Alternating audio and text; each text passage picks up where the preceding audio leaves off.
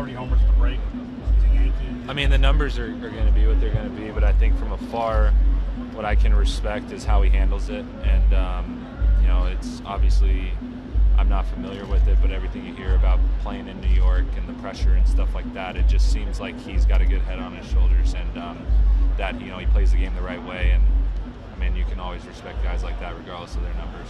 There are Yankee fans who would love to see Harper in the same outfit as him.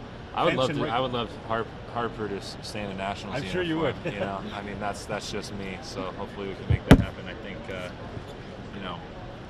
he got drafted by them, and I grew up a huge Tony Gwynn fan. They just stayed football team for You talked about how Aaron handles himself. Are you impressed that these guys are so young and been able to really carry themselves at the big league level?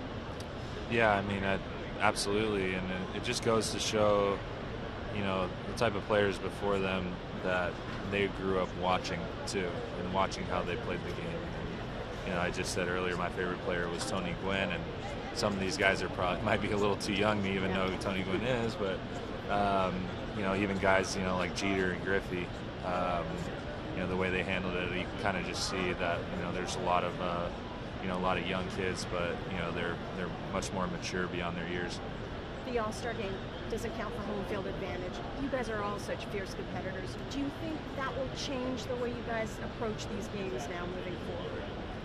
I mean, only time will tell. I would hope not, because I think it's it's still a baseball game. It's still a competition. But I hope it stays that way. It's just mano-a-mano, and you're going to go out there and give it everything you got.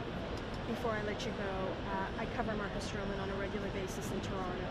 He was very vocal in what he thought the baseballs were a little different feeling. What are your thoughts and your experience with the baseballs this year, Stephen?